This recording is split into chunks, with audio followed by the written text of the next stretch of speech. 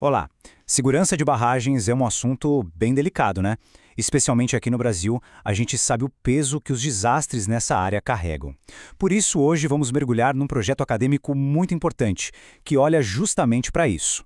Como evitar que novas tragédias aconteçam? O foco desta vez é a situação em Tapira, lá em Minas Gerais. Bom, a análise que vamos acompanhar é um projeto de intervenção, uma monografia de Flávio de Souza Santos. Ela faz parte do curso de especialização em gestão pública em proteção e defesa civil. E olha só, o trabalho foi orientado pelo professor Fernando Guilhom de Castro e apresentado na Universidade Federal de Juiz de Fora. É um olhar bem aprofundado sobre a prevenção de desastres. Para a gente entender bem essa questão, nosso caminho vai ter 6 etapas, tá bom? Vamos começar com a apresentação do estudo, depois entender o problema da segurança, passar pela metodologia que foi usada, analisar os resultados e as recomendações e, no final, falar um pouquinho sobre esta síntese que preparamos. Então, começando pela apresentação do estudo. Aqui a gente já vê o compromisso da universidade na prática. Não é só teoria, sabe? É sobre formar profissionais que consigam aplicar o conhecimento para proteger vidas e comunidades de verdade. O foco do estudo é o complexo de mineração de Tapira, em Minas Gerais, que é operado pela Mosaic Company. É uma área de grande relevância econômica, claro, mas que, como a gente vai ver, também envolve riscos bem significativos. Agora, vamos mergulhar no centro da questão. A segurança de barragens, em Minas Gerais, bom, ela vive à sombra de desastres que marcaram a história não só do estado, mas do Brasil inteiro.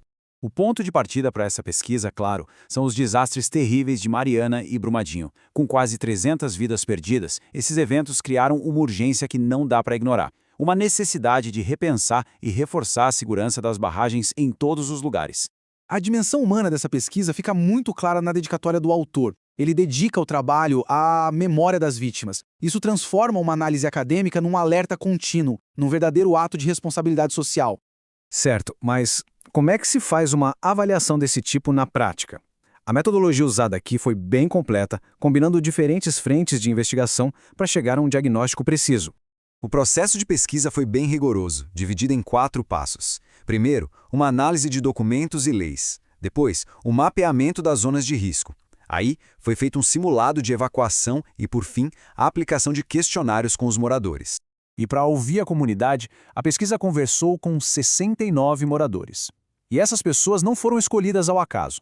Elas vivem na chamada Zona de Autossalvamento, que é a área mais próxima da barragem. É a região onde os próprios moradores precisam agir muito rápido em uma emergência, sem nem dar tempo de esperar a ajuda externa chegar. Então, vamos dar uma olhada no que essa investigação descobriu sobre como a área está preparada para emergências hoje.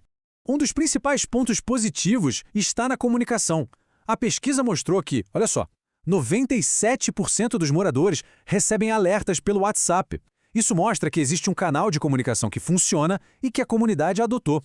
Mas nem tudo são flores, né? A avaliação também encontrou vulnerabilidades bem críticas, coisas como o volume baixo das sirenes, a distância dos pontos de encontro seguros e as dificuldades de locomoção de alguns moradores. São desafios reais que precisam ser encarados. Olhando mais de perto essas fragilidades, o estudo aponta 3 problemas centrais, então. O som das sirenes, que pode não ser autossuficiente, a distância e o terreno difícil para chegar até os pontos de encontro e as dificuldades de mobilidade de parte da população, como idosos e pessoas com deficiência.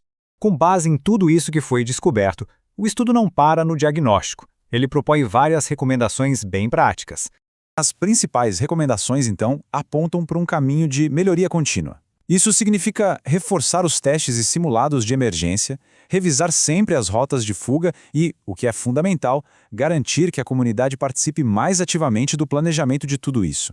O trabalho conclui, então, reforçando o seu valor prático. Não é só um retrato da situação.